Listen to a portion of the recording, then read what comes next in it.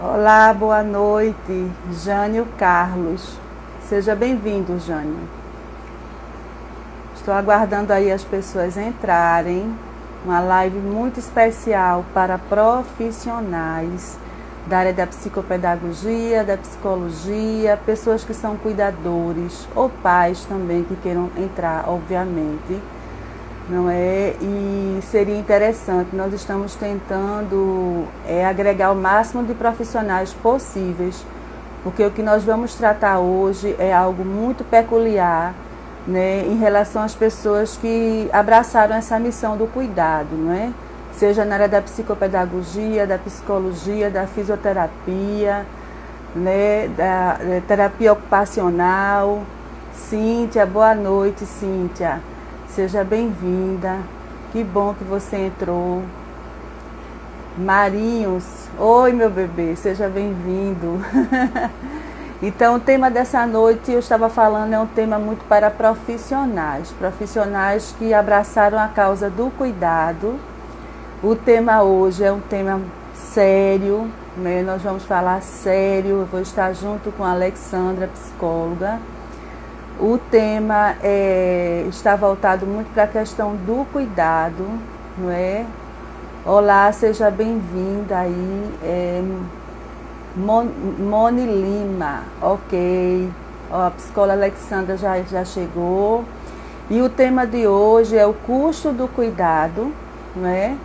É sempre menor do que o custo do reparo. Vamos conversar sobre isso hoje, profissionais do cuidado. Precisamos bater um papo sério sobre isso mesmo, tá? Eu vou acessar aqui, Alexandra.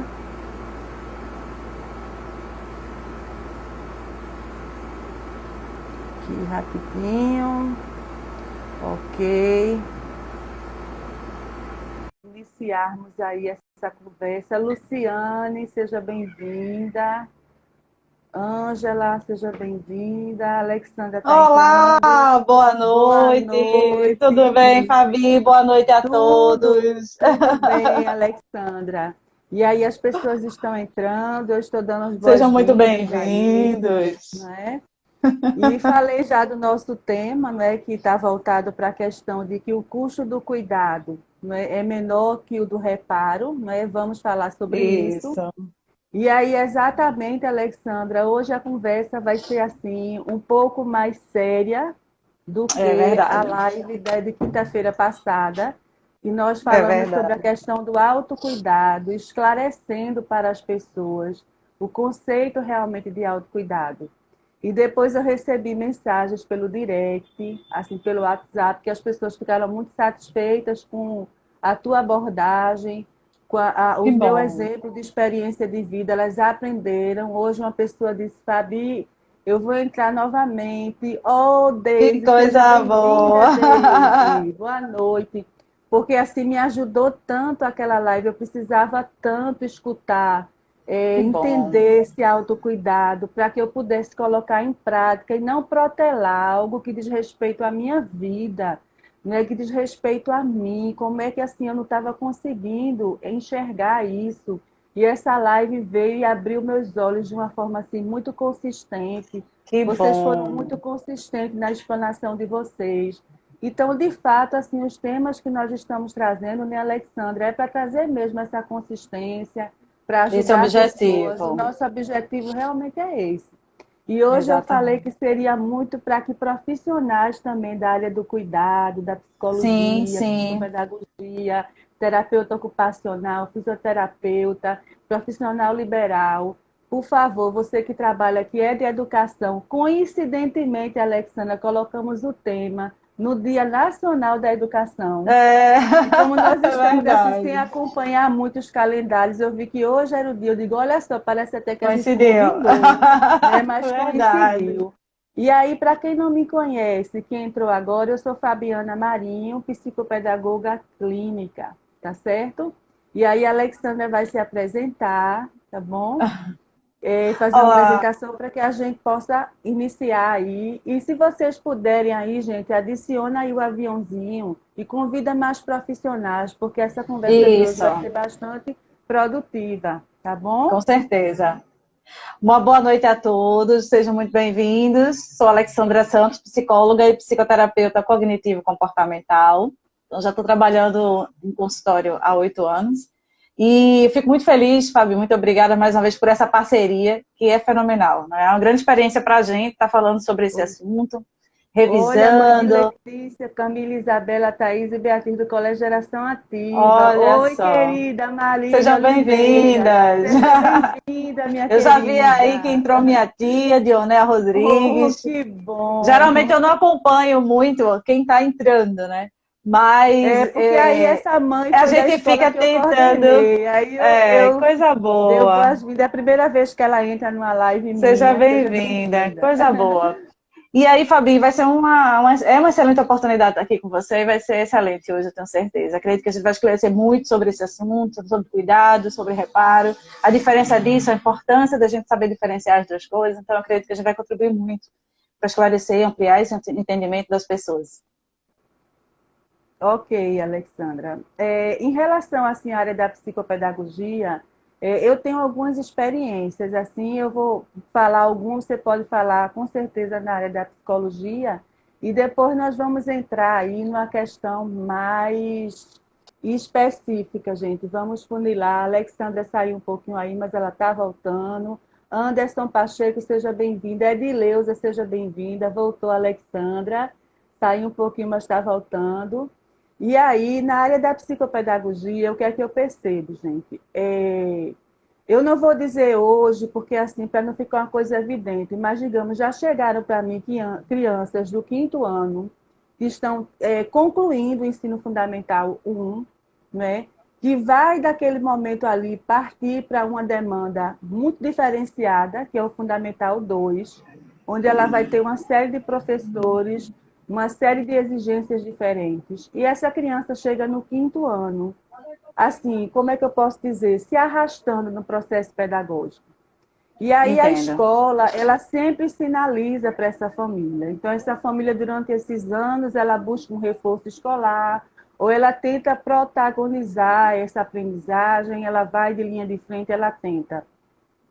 Só que às vezes é uma dificuldade, Alexandra, que assim, por melhor que o pedagogo seja, ele é pedagogo. Ele não tem a especialização de tentar levantar uma hipótese diagnóstica, de poder ser um transtorno de aprendizagem, né? Uma dificuldade maior, em que precisa de uma estratégia mais bem elaborada por parte de um especialista. Então, assim, já Claro. chegaram crianças, e aí quando eu faço a anamnese, eu percebo o seguinte da família. Eu sempre pergunto quando foi que a família começou a perceber essa dificuldade de aprendizagem, né? Digamos, ele tem uma dificuldade de aprendizagem no processo de leitura e de escrita. E aí a família chega para mim e diz, olha, desde o da alfabetização, Fabiana, que ele já evidenciava, ou seja, todos os anos ele vai passando, mas passando de ano Com daquela muita forma, assim, dificuldade. eu dando reforço, o pai dando reforço, a gente paga uma banca de estudo, não estou fazendo, gente, nenhum demérito à banca de estudo. Mas tem situações pedagógicas que a banca de estudo ela não vai ser facilitadora, porque às vezes o que aquela criança precisa é de um atendimento individualizado e ainda mais de um atendimento individualizado e clínico. Não é? Então, assim, quando aquela criança chega, meu Deus, eu fico pensando, fico super preocupada, aquela família quer que o profissional faça dentro de 6 meses, porque, na verdade, ele só vem buscar mais no segundo semestre. Então, sabe que a criança vai partir para um Fundamental 2, não é? Que a gente sabe que é uma nova demanda, uma nova É outra realidade. realidade. E aí, o que é que acontece, Alexandra, nesse processo? Aquela criança está com uma baixa pedagógica, assim, muito significativa em relação ao processo de alfabetização e letramento mesmo. E aquela família quer que em 6 meses você faça com que aquela criança recupere todos os anos anteriores, todas as lacunas, e as coisas não funcionam assim. É E aí verdade. eu tento explicar para essa família que aquela criança chegou, claro que eu, enquanto psicopedagoga, eu sempre vou trabalhar sempre em volta às possibilidades. As dificuldades, elas vão apenas assim, sinalizar para mim, tá certo? Qual é o caminho que eu vou trilhar com aquele aprendente para que ele saia daquele campo de dificuldades. Então, para mim, eu vou sempre acreditar nas possibilidades. Mas aí eu também tenho que levar em consideração o histórico dessa criança. Quer dizer, uma Com criança que está no certeza. 5º ano do ensino fundamental, mas que ela evidencia dificuldade desde o processo de alfabetização. E a mãe quer que com 6 meses você mude toda essa Toda modalidade a de realidade da aprendizagem. história da Então, é criança. isso que a gente chama de reparos. Porque, na verdade, o cuidado ele surge quando a necessidade surge. Então, na verdade, essa necessidade de um olhar de um especialista já aconteceu quando essa criança estava no 1º ano. E a família veio fazendo, trazendo, possibilitando um tipo de cuidado que a família considerava naquele momento que seria de fato um cuidar, mas não era um cuidar específico. E quando eu trabalhei com aquela criança não conseguia de fato um avanço significativo na área de alfabetização e letramento, porque aquela criança tinha dislexia. Então, assim, é algo muito além dela. Para você trabalhar com um aluno com dislexia, tem todo um trabalho, todo um estudo, tem toda uma ferramenta que só um especialista mesmo, ele tem essa capacidade. Então, um É pedagogo, ele verdade. vai ficar só fazendo aquelas fichas pontuais, cansativas. E, assim, cada ano que aquela criança vai se arrastando, vai mexendo também com a autoestima dela. É Não é? verdade. Porque assim, aquilo começa a trazer para a família uma situação de desgaste. Aquela criança se desgasta também. Se Ela expõe começa a entender, bastante. se expõe muito. Então, isso também começa a somatizar e trazer outras questões que não são É só de cunho verdade. pedagógico. Então, isso aí, dentro da psicopedagogia, é o que eu estou explicando para vocês. O que é reparo e o que é cuidado. Cuidado é aquilo que, quando a necessidade surge, eu vou buscar.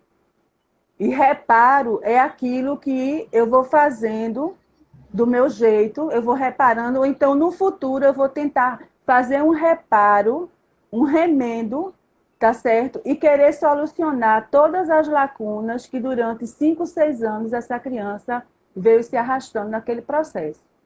E aí você, enquanto psicóloga, esse é um dos exemplos que eu estou citando, é essa experiência dessa criança do 5º ano, mas eu já tive inúmeros exemplos como esse. Né? Mas eu cheguei na dislexia porque realmente era, de fato, ele não avançava. Ele não conseguia ter fluência na leitura, ele não conseguia fluir na escrita.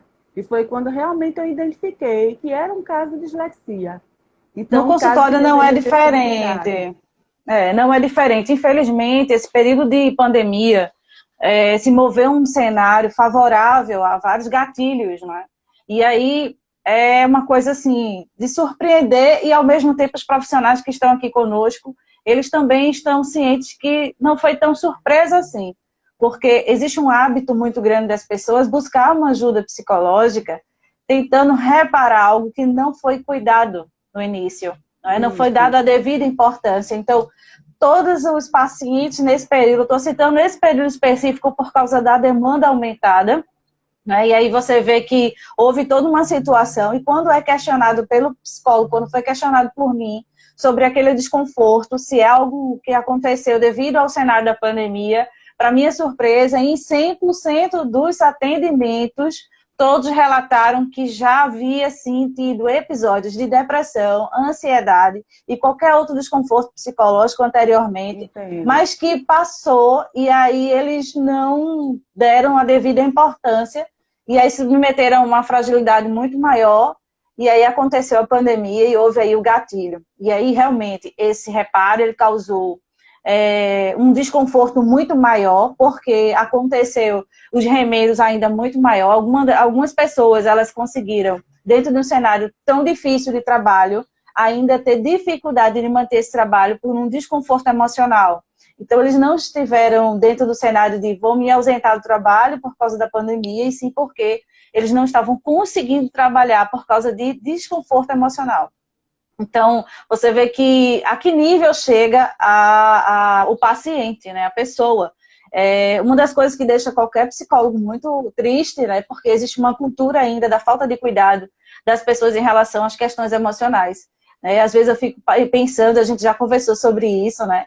A gente falou sobre isso na última live, né? E aí a gente vê que as pessoas, elas têm até um comportamento preventivo no que diz respeito a fatores físicos, mas elas negligenciam as questões psíquicas. Eu não sei por falta de conhecimento ou porque, de fato, as prioridades dessa pessoa não estão voltadas à saúde mental, que é uma das áreas mais importantes para um ser humano, né? A gente, toda vez que vê alguém que está vivenciando um insucesso em alguma área que seja, ou até na sua vida, como muitos dizem, né? A minha vida está um fracasso. Quando a gente para conversar, existe aí uma fragilidade muito grande e, com certeza, vários pensamentos disfuncionais em relação a si mesmo, uma história de 3, 4 anos de depressão. A gente fica imaginando, será que uma pessoa conseguiria conviver com 3 anos de um desconforto cardiovascular? Será que uma pessoa conseguiria conviver 4 anos com um problema gástrico sem buscar uma ajuda nesse sentido? Eu acho que não. E por que as pessoas fazem isso quando se diz respeito à saúde mental? Né? Porque quando eles identificam que um filho, por exemplo, dentro da psicopedagogia, vem realmente com dificuldade no aprendizado, e eles entendem que não é uma questão apenas da dificuldade, da dinâmica, mas vai além, porque as pessoas na família sempre sabem disso. Elas sabem, elas observam os filhos, elas sabem. E por que não buscar uma ajuda além da escola, né? Então, assim, facilitando, inclusive, um momento tão importante da vida da criança, né? E, assim, a gente vê nesse momento o quanto existe muito a mudar no ser humano em relação ao seu olhar à saúde mental, né? Essas questões de você estar bem emocionalmente, o quanto isso vai te favorecer na escola, em casa, nos relacionamentos, no trabalho, enfim, em todas as áreas da tua vida. Então, é uma coisa que a gente precisa conversar e preparar, inclusive, os profissionais a absorver isso, saber lidar com essa demanda que tem sido cada vez mais frequente, na verdade. Então, essa semana eu parei para pensar a respeito e vi que realmente essa prática ela está cada vez mais forte, inclusive. Não é? E uma das coisas, Fabi, que eu queria deixar aqui para você, a gente falou sobre a importância do autocuidado, colocando aí um foco importantíssimo na relação social. E aí a gente às vezes vê, acredito que você sente isso, acho que você deve ter algum exemplo em relação a isso, há pessoas que chegam potencializando a sua relação social e negligenciando a sua vida psicológica. Oi, Tamara, no que diz boa respeito, noite, querida, prazer também. no que diz respeito à questão de autocuidado, né? Na psicologia em si, nessa questão mental. Então, você vê que às vezes as pessoas elas fazem isso, elas potencializam uma área específica e negligenciam as outras. E muitas vezes é exatamente a mais importante, que é a questão da saúde mental. Né? Na verdade, o que eu reflito muito isso, não só eu, mas os profissionais da minha área, da psicopedagogia, que nós trabalhamos com modalidade de aprendizagem, é porque é que hoje ainda, não é assim, eu digo assim, até na classe média mesmo, ou até a classe alta, média alta, porque é que hoje se espera que a criança chegue a desenvolver um quadro de adoecimento emocional por conta do não aprender, quando hoje não, há muitos anos, já existe o psicopedagogo atuando em relação a isso. Isso são perguntas que eu faço. Por que é que eu recebo pacientes ainda na adolescência que começaram a evidenciar quadros de baixa cognitiva e que se fez de um tudo e essa criança não foi para frente? E aí foi um sofrimento significativo. Essa criança poderia ter vencido isso. E hoje tem uma nova modalidade, então um adolescente mais saudável, mais feliz, mais engajado com os estudos. Porque o psicopedagogo ele tem por obrigação trabalhar como é o desenvolvimento do cérebro, como o cérebro funciona. Então, todos nós sabemos que o conhecimento básico nosso cérebro é dividido em 2 partes, hemisfério direito e hemisfério esquerdo. Então, o que é que acontece? Quando uma pessoa ela se propõe, eu até coloquei sobre a questão da alfabetização, mas isso tem a ver com todo o processo de aprendizagem. Quando aquela criança está inserida num contexto onde aquele profissional, ou psicopedagogo, ou educador, ou psicólogo, ele não tem esse conhecimento científico de que nós precisamos, hoje está se discutindo muito isso na ciência, porque a gente sabe que o funcionamento de cada lado, ele é vertical. Mas hoje já existem estudos, tá certo? Inclusive eu estou lendo até um livro muito bom agora, do Dr. Daniel, que ele fala sobre o desenvolvimento do cérebro. Então, ele fala o seguinte, que hoje a ciência, né, inclusive na educação de pais, já existe um trabalho em que tem que haver uma integração horizontal dessas duas áreas cerebrais. Então, um especialista que se aprofunda, que sabe disso, e ele pega uma criança que não está lendo, que não está escrevendo, ele não vai só na questão em si pedagógica, ele vai também tentar entender as questões de cunho emocional que estão envolvidas também naquele não aprender. E isso também quem tem que dar conta disso também é aquele professor, aquela pessoa protagonista, o professor, o psicólogo, um professor de reforço, que eu sempre digo nas lives. Gente, olhe, por favor, seu filho é cheio de dificuldades, porque às vezes eu estou fazendo um trabalho de avaliação psicopedagógica e entro na intervenção, mas aquela criança também precisa de uma pessoa que ocupe o lugar da família, porque aquele familiar não tem tempo de acompanhar nas atividades de casa. Então, como é que vai ficar se a atividade de casa é uma continuidade da aprendizagem? Então, eu sempre digo, por favor, não vá procurar uma adolescente que quer comprar um celular top e que vai dar aula de reforço ao seu filho, não. Um adolescente não é pedagogo, ele não entende. Então, busque um pedagogo. E assim, Exatamente, eu faço profissional questão de entrar em adequado. contato com esse profissional para saber como é a linha de trabalho, qual é a linha de trabalho que ele está desenvolvendo com o meu paciente. E muitos profissionais, graças a Deus, porque nós de educação, assim, temos esse lado humano, a gente quer o melhor da criança, a gente quer que a criança evolua. E até aqui, nenhum deles, eu não sei se é a minha forma de chegar, não é porque eu sou especialista que eu vou me achar mais do que um professor, não. Eu acho que eu chego dividindo, somando. Então, eu chego agregando saberes e valores, então a gente vai trocando sobre aquele aprendente, e aí eu vou dando dicas, e aquele profissional pedagogo preparado, ele vai começando a fazer um trabalho mais específico, vamos trabalhando em conjunto, e só quem ganha com isso é o paciente.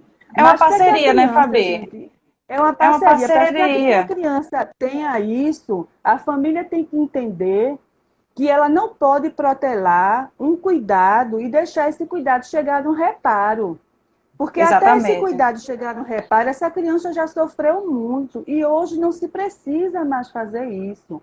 Eu até entendo que uma parte da população da gente, eu até entendo que o Brasil é um país injusto. Eu até compreendo que tem muitas crianças, mas até nas redes municipais hoje tem os professores especialistas, tem as pessoas que estão ali fazendo um trabalho diferenciado com aquela criança que tem um laudo, sim, pessoas que estudam, que estão à frente, que são competentes. Talvez em casa a família não tenha, tem uma baixa também cognitiva muito grande naquela família, tem uma questão cultural.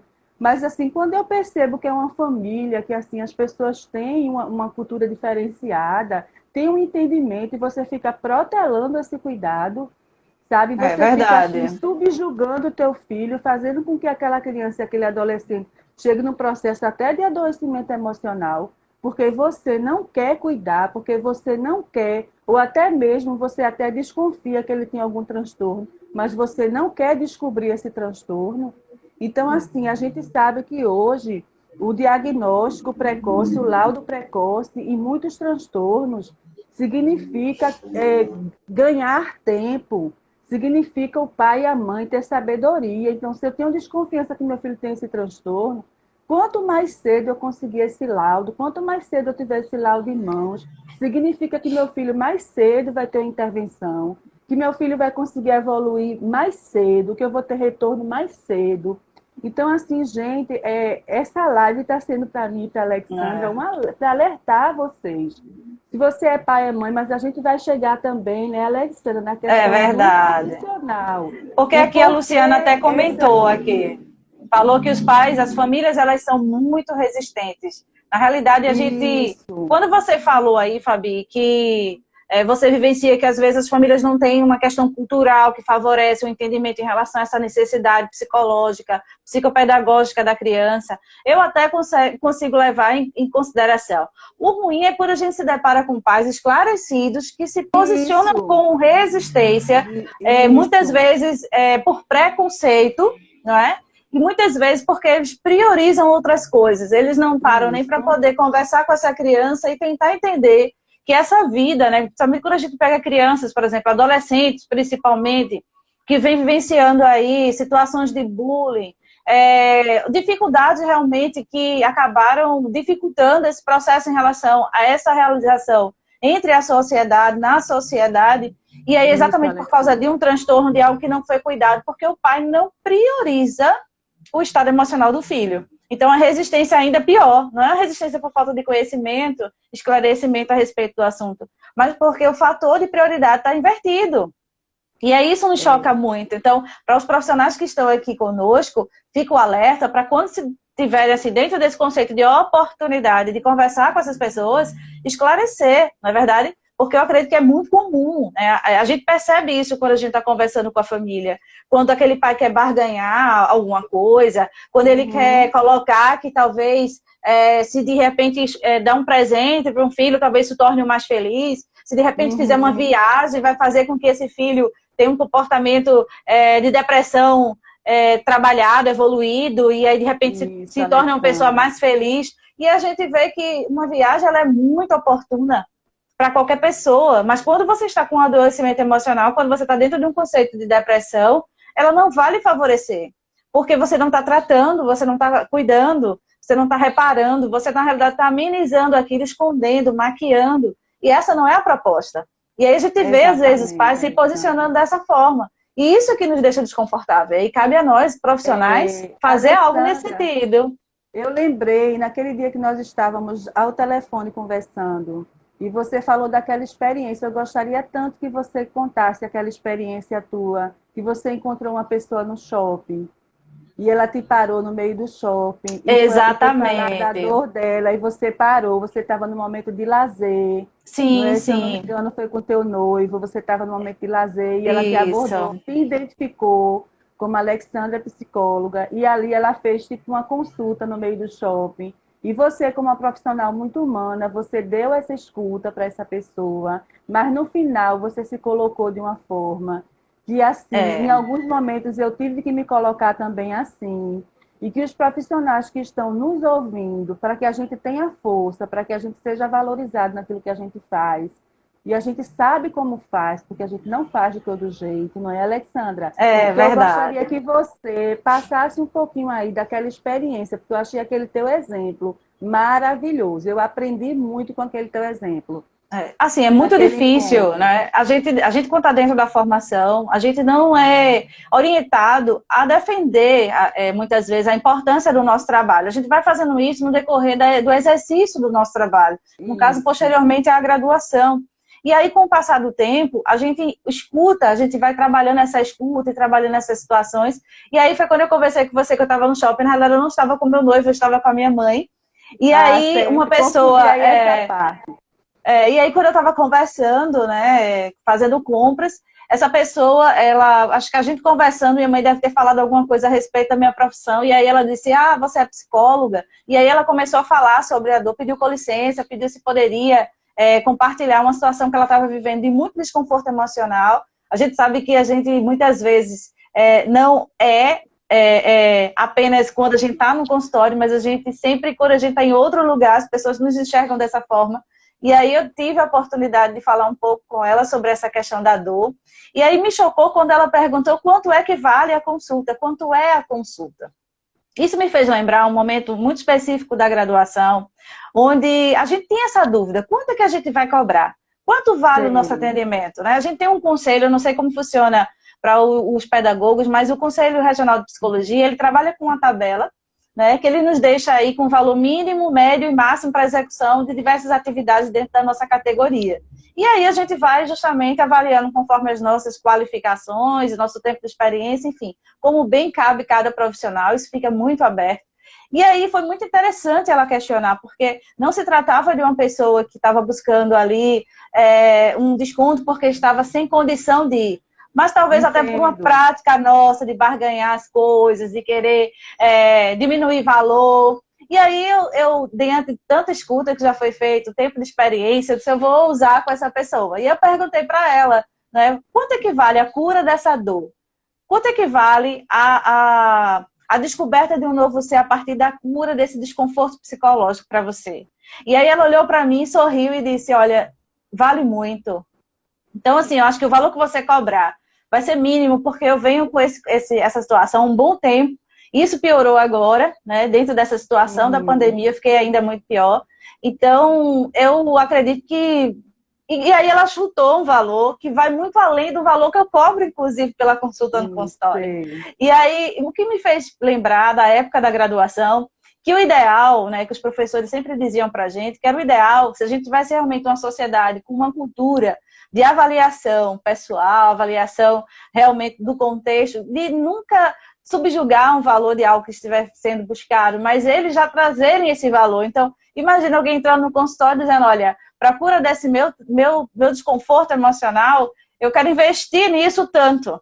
Então, isso seria o cenário mais adequado, porque quando a pessoa entende que aquele problema, aquela problemática, aquela dificuldade tem tamanho, né, tamanho desgaste na sua vida como um todo, ela sabe o quanto vale a cura por isso. Então, isso, inclusive, faz parte do processo da psicoterapia.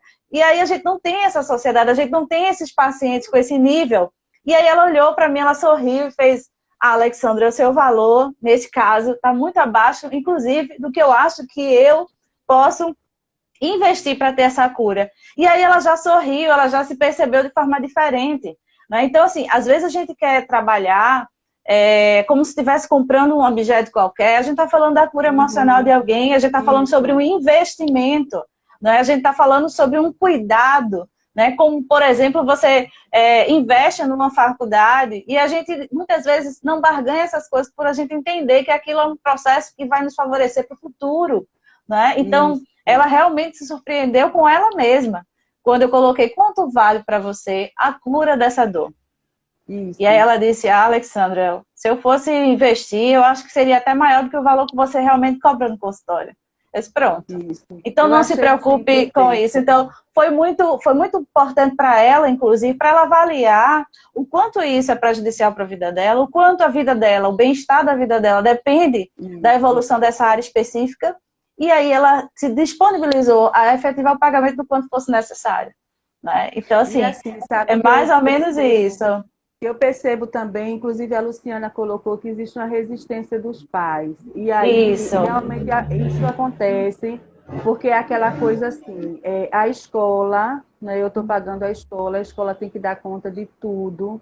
Eu sei, eu não sou leiga, eu sei que hoje existe uma lei, a qual, tá certo, a escola tem que ter dentro da escola uma pessoa que seja um especialista, ou um psicopedagogo, um especialista em educação especial, uma pessoa que tem experiência em trabalhar com crianças neurodiversas, com crianças que têm dificuldades de aprendizagem, crianças que têm transtornos. Eu sei que hoje é lei, mas veja, esse trabalho que a escola vai desenvolver com teu filho, assim, por mais que a escola faça, compreenda a inclusão, que ela faça um bom trabalho, é importante que você saiba que existem necessidades que precisam de um trabalho complementar.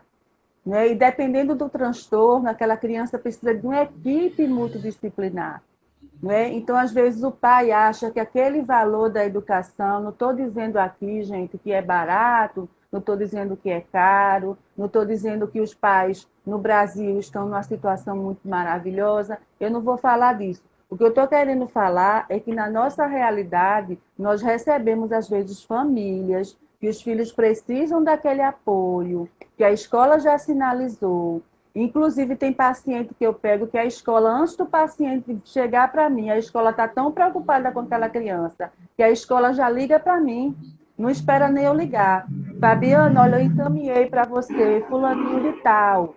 Olha, Fabiana, o problema é esse. Enquanto coordenadora, eu estou muito preocupada com a situação. Era a mesma posição que eu tinha quando eu era coordenadora. Eu me preocupava muito com os que apresentavam dificuldades. E eu sei que existe essa resistência mesmo, que a Luciana colocou aí. Isso é um fato. Agora, nós que estamos protagonizando como coordenador, como professor, é aí que a gente tem que entrar com o nosso embasamento de conhecimento, conversar com essa família, colocando para essa família, assim, especificamente, tá certo? Não é amedrontar a família, entendam o que eu quero dizer. Mas assim, você que tem uma compreensão mais ou menos do que aquela criança tem, porque você também às vezes é um especialista, mas na escola isso vai te dar um olhar maior, mas você não vai poder trabalhar diretamente como especialista com aquela criança. Mas a partir do momento que você chega para a família e você passa para essa família, quais são as perdas que essa criança pode vir a ter, até mais ainda futuramente. Se aquele cuidado não for feito, não for buscado naquele momento, então, assim, se você conscientizar a família disso, conseguir conscientizar isso, eu sei que não é fácil. Eu fui coordenadora pedagógica por 10 anos e tinha família que eu tinha que chamar várias vezes durante o ano para tentar fazer com que essa família buscasse esse cuidado que nós estamos falando agora. Não é? Então, quando eu percebia que a questão do não aprender já estava trazendo para aquela criança uma baixa autoestima, aquela criança estava começando a resistir à escola, e a escola era um ambiente bom, era um professor que ela gostava, mas não tinha nada a ver com o professor, com a escola, com o espaço escolar, mas tinha a ver com a demanda que era cobrada dela pedagogicamente, e que ela precisava de uma assistência, e os pais estavam resistindo em dar essa assistência. Exatamente por isso. E já aconteceu na minha realidade também, Alexandra, você teve esse exemplo de uma família chegar para mim, um caso bastante delicado, já era um paciente adolescente, já estava assim no grau de dificuldades muito assim elevado, de desestímulo muito grande, não existia rotina de estudo, porque o psicopedagogo ele trabalha tanto na questão do desvendar a modalidade de aprendizagem, como preparar um projeto de intervenção para que possa reconstruir essa modalidade disfuncional na vida daquele aprendente. Né? Então, assim, chegou um momento em que aquele adolescente chegou assim, sem estímulo, sem desejo, desacreditado, com a autoimagem muito lá embaixo, Péssima, né? assim, sabe, péssima, assim, em todos os aspectos. E aí você vai, e quando você faz a anamnese, e você começa a trabalhar com aquele adolescente, você vai fazendo as projetivas, e aquele adolescente cria uma confiança, uma empatia com você, você vai percebendo o quanto aquele adolescente ele vem sofrendo. Então aquilo assim é como se fosse em você uma facada no teu peito.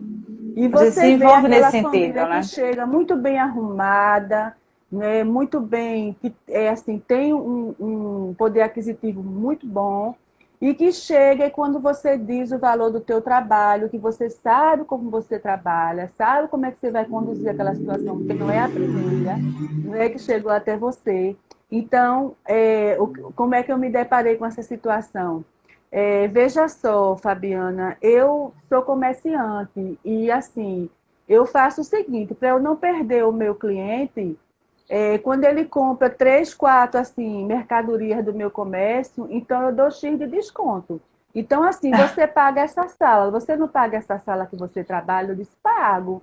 Porque, gente, essa live a gente também está tratando sobre isso, tá? Para os É verdade. profissionais, eu acho que é importante.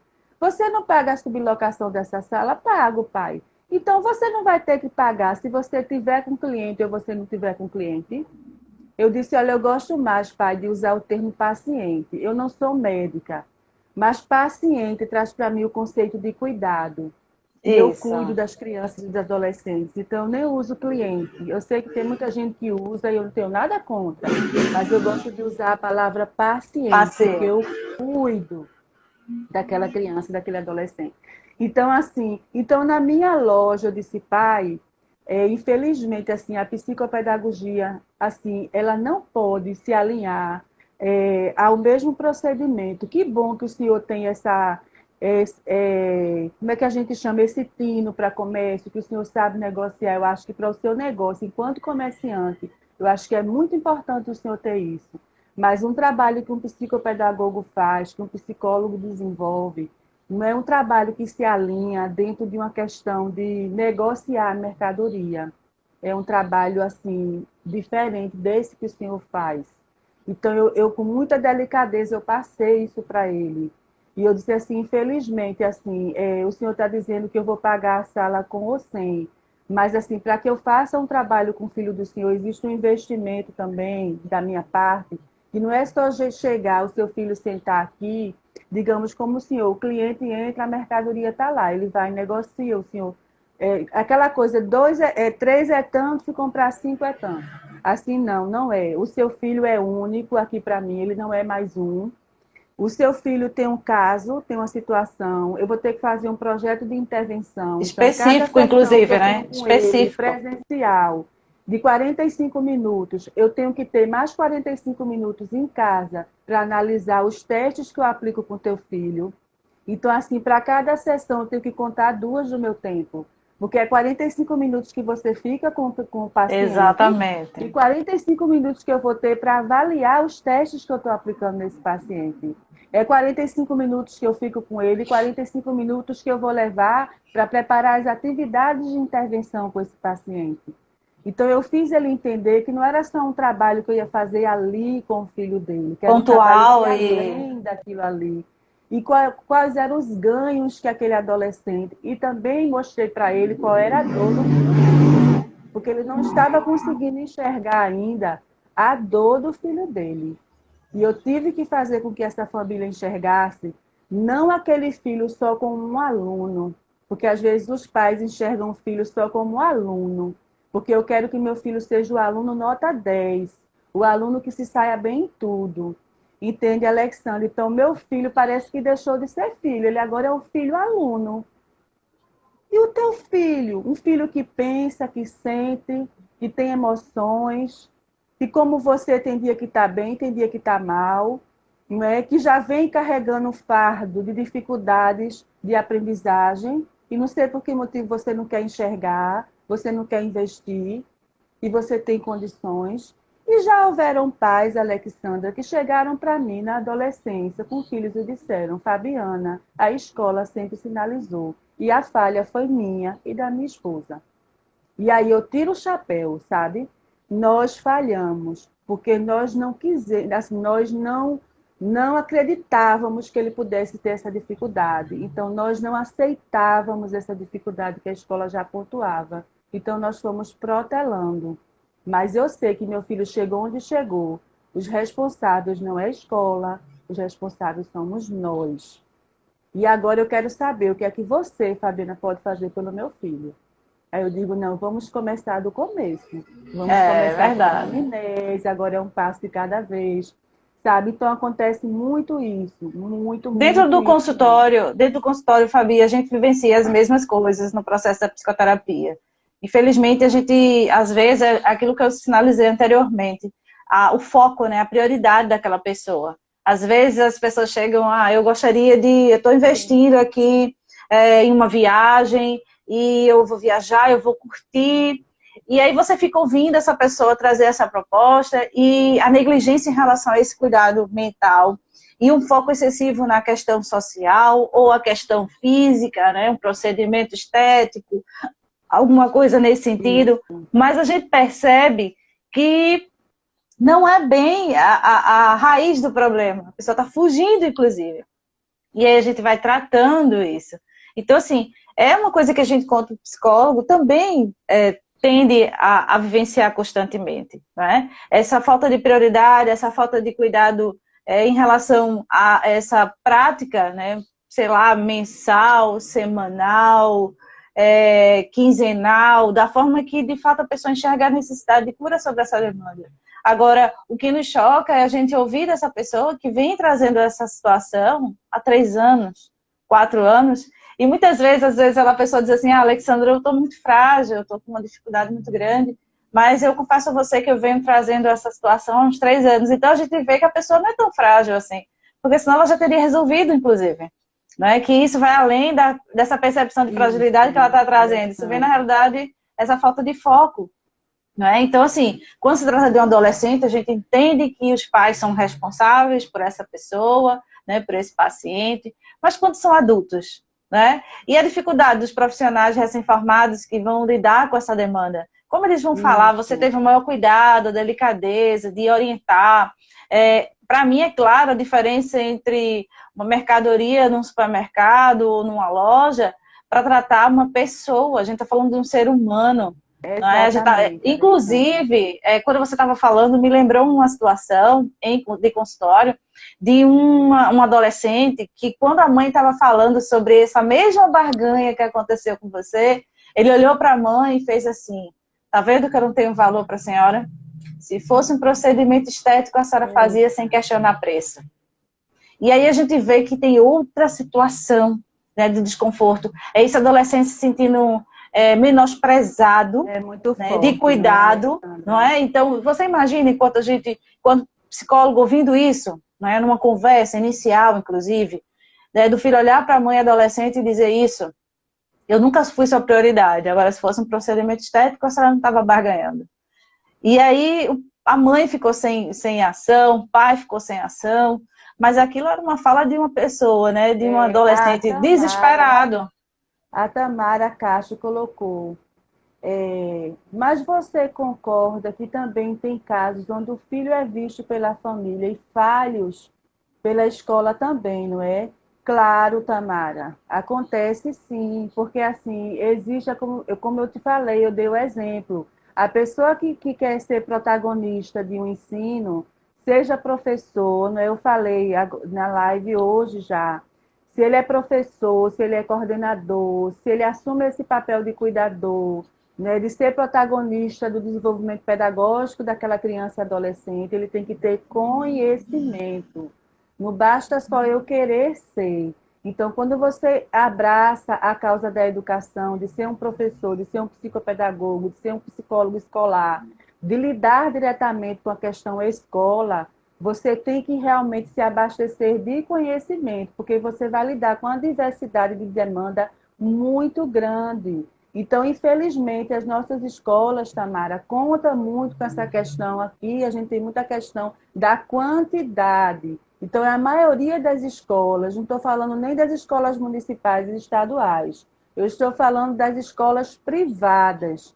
Então, assim, a quantidade é o que vale, não é a qualidade que eu quero oferecer. Infelizmente, a gente trabalha muito com a questão do capitalismo, que fala muito alto. Então, assim, numa sala de aula, onde se comporta 15 crianças, se coloca para alfabetizar 25, 28 crianças. E assim, como é que um professor pode dar conta de 28 crianças da mesma forma que ele dá de 15? Não existe, a diagnose dele vai falhar com algum. É óbvio que vai falhar, não existe super professor, professor Mulher Maravilha, professor Homem-Aranha, não existe. Nós somos seres humanos, somos falhos. Então, às vezes, até o professor ele tem conhecimento, é uma pessoa que se recicla, que estuda, que está ali dando tudo de si, mas aí, gente, ele recebe uma turma numa fase que é o coração da escolaridade. Eu digo isso porque eu sou especialista em processo de alfabetização e letramento também. E aí ele vai alfabetizar essas crianças, aí a escola coloca 28 crianças com o professor alfabetizar. No processo onde o professor tem que praticamente estar lado a lado de cada aluno desse. Até para ele enxergar que aquela criança não está caminhando de acordo, tá certo? Nas fases, porque a alfabetização ela é subdividida em fases durante o ano, é um processo, até para que ele faça uma diagnose assertiva, para ele chamar aquela família e saber de fato o que é que ele vai dizer, como ele vai conduzir aquela criança que não está tendo sucesso nesse processo de alfabetização. Eu concordo com você, às vezes a falha é também da escola. Não é? E a nossa proposta aqui anteriormente, não é a gente apontar assim, a gente sabe que falhas existem também nos profissionais. Lamentamos muito por isso, inclusive. Infelizmente. Infelizmente acontece. Né? Então, por isso que a gente não pode, a nossa profissão, cuidar do outro, ter um paciente, é muita responsabilidade, gente. E uma das coisas que eu sempre falo... A comparação da mercadoria que ele vende, que ele negocia com o meu trabalho, não é? Outra experiência que eu tive, Fabi, foi exatamente sobre essa questão de tempo, né? De lidar com as coisas em questão de volume, que é uma característica que nós não fazemos. A gente trata a questão pontual. Cada paciente é o paciente, não é uma cópia do anterior. A gente basicamente nos coloca no zero no trabalhar em cada paciente. Então, assim, às vezes, alguém vem tentar barganhar valor, alguma coisa nesse sentido, e aí entende que quando está fazendo um trabalho, como você colocou, trabalho 45 minutos com mais 45. Às vezes a gente está trabalhando no atendimento da psicoterapia E aí a gente faz um trabalho, eu atendo com 1 hora, e às vezes acontece, por causa da demanda, a gente excedeu um pouco em tempo, mas o foco principal é trabalhar a dor do paciente. Eu sempre falei no desconforto de você ver um paciente emocionado, um paciente que está se colocando e você interromper por uma questão de tempo. Então, às vezes, as pessoas tratam um Isso, valor até abaixo Magda. porque trabalham exatamente em foco no tempo, na quantidade que ele quer atender para atender esse valor específico. E a gente está falando aqui sobre essa questão do cuidado, de fato, de você identificar isso de forma prévia, de você trabalhar esse teu Isso, comportamental ao ponto de identificar que é um momento. Assim como a gente se identifica ao olhar no espelho, que a gente precisa emagrecer, que está na hora de mudar a isso, alimentação, Alexandra. que a gente Ótimos está precisando exemplos. de melhorar essa questão visual, que o cabelo está precisando de uma cor, de um retoque. A gente precisa Isso, também se perceber dessa forma, isso é cuidado. E aí a gente vai evitar esse investimento que você está tendo no cuidado, ele vai ser muito menor, não só financeiramente, mas isso. em tempo, em desgaste, em prejuízo de um modo geral. Então a gente está tentando alertar as pessoas que estão aqui conosco desde o início da live, exatamente sobre esse olhar que você deve ter com você, com o seu filho, com o seu esposo, né? O que eu acho que é o desejo de todos os profissionais de saúde é que as pessoas criem um hábito de se autocuidarem. Então, com isso, vai evitar N situações, não só psicológicas, mas pedagógicas, físicas. Então, se a gente começar a se observar, a gente vai ter, sim, essa observação diária de como nós estamos em relação ao dia anterior, fazer uma autorreflexão. Eu fico muito feliz que nesses últimos dias, pelo menos, dentro desse período da pandemia, houve uma mudança na sociedade em relação ao profissional psicólogo, né? A gente sabe a necessidade de ter esses profissionais dentro das escolas, por exemplo, mas muitas escolas não têm esse olhar. A gente sabe que, infelizmente, muitas pessoas ainda têm um preconceito de buscar essa ajuda psicológica, porque se consideram, eu Verdade, não vou fazer isso Alexandra. porque eu não vou assinar meu atestado de loucura, por exemplo, onde uma coisa não Uhum. tem nada a ver com a Infelizmente, outra. escutamos isso ainda nos dias de hoje, não Infelizmente, é? não é? Então, não, a gente não está falando só de crianças que não têm o conhecimento a respeito do assunto, a gente está falando de adultos que se colocam dessa forma, não é? Também, com E aí eu certeza. sempre sinalizo, é importante vocês observarem que esse autocuidado emocional, ele vai lhe prevenir de muitas situações no futuro. Nós não sabemos sobre o nosso amanhã. Então, a gente precisa estar preparado emocionalmente para uma demanda que a gente não sabe qual será. Então, quanto melhor estivermos, melhor vai ser a nossa reação diante dessa dificuldade, porque a gente sabe que não todo dia que a gente vai ter alegria, vai ter dias que a gente vai ter tristeza, e como a gente vai estar Isso. reagindo diante das decepções, das tragédias, da tristeza, da doença, que são situações que a gente vivencia o tempo todo, é a dinâmica do nosso dia a dia. Não é? Então, O se que as me pessoas não tiverem preocupa esse cuidado, muito em relação à criança é que a criança precisa muito da condução do adulto nisso aí, isso. né? Aí Porque a gente, quem assim, atende criança sabe que a gente atende a criança, os pais, a exatamente, gente. não é? Me preocupa muito em relação à criança isso, porque a criança precisa da condução e do olhar do adulto. Por isso que eu reitero aqui a importância de você ter esse conhecimento que a criança ela funciona assim, mas ela funciona de forma integral, né? É a criança que brinca, é a criança, mas assim as pessoas têm um conceito de criança, né? Como se criança não fosse uma pessoa, né? A É, criança vai ser uma pessoa, mas a criança já é uma pessoa dotada de sentimentos, de necessidades. isso. Então essa criança vai demonstrar isso, essa questão da pressão, essa questão das emoções, dessas mudanças internas que ela não vai saber expressar por palavras, essa pressão que muitas vezes ela escuta assim a palavra você é preguiçosa, você não gosta de estudar, ela é comparada com o irmão mais velho, com o irmão mais Isso. novo, né? E assim, porque os dois irmãos não têm dificuldade na escola, ela também não tem que ter dificuldade, mas a gente A sabe que cada pessoa comparação. é uma pessoa, não é? Isso. Então, assim, por isso que é importante ter conhecimento realmente sobre as infâncias. Eu sei que existem vários tipos de infância, gente, não é? Existe a infância indígena, não é? Existe a infância dos quilombolas. Se eu for, não vou mudar de tema sobre as infâncias, mas assim, criança é sempre criança. E na nossa cultura, no nosso contexto, existe muito essa coisa de comparar um irmão com o outro, o desenvolvimento de um com o outro. E pior ainda, o desenvolvimento do meu filho, com do filho da minha amiga, com do filho do meu vizinho.